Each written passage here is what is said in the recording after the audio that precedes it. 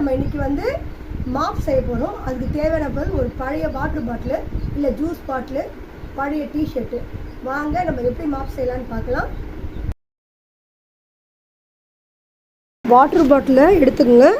அதோட மேல் பகுதியை கட் பண்ணி எடுத்துருங்க. அப்புறம் கீழ்ப்பகுதியும் கட் பண்ணி எடுத்துக்கோங்க. இப்போ மேல் பகுதியை கட் பண்ணி எடுத்துகிட்டு இப்போ கீழ்ப்பகுதியை கட் பண்ணுறேன்.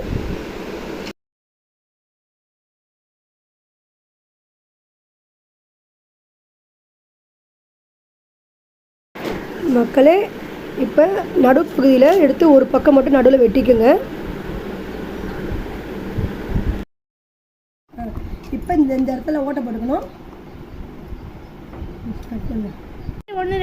மக்களே, இதுமாரி ஓட்டை போட்டுக்கோங்க. கத்திரிக்கோல் வச்சு சின்ன ரவுண்டாக. மக்களே, இதுமாரி துணி டிஷர்ட்டை வந்து 1 சென்டிமீட்டர் கட் பண்ணி வச்சுக்கோங்க. கட் பண்ணதை எடுத்து நம்ம ஹோல் பண்ணியிருக்கோம். இந்த பிளாஸ்டிக் பாட்டிலை கட் பண்ணி இந்த ஹோலில் விட்டு நாட் போட்டுக்கலாம்.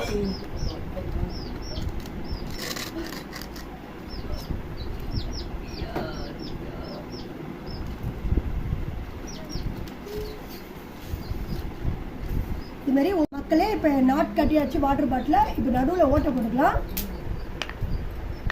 மக்களே, நடுவில் ஓட்டை போட்டு பிளாஸ்டிக் பைப்பை உள்ளே விட்டாச்சு. வாட்டர் பாட்டில் பாதி கட் பண்ணி இருக்கு பாருங்கள், அந்த மூடி பக்கம் அதை எடுத்து உள்ளே விட்டுங்க. மூடி போட்டு மூடிக்கலாம்.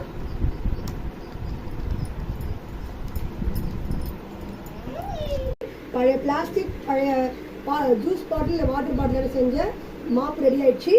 இப்போ நம்ம எப்படி யூஸ் ஆகுது பார்க்கலாம். தண்ணி ஊற்றிட்டு துடைக்கிறேன் பாருங்கள். சூப்பராக துடைக்குது பாருங்கள் மாப்பு.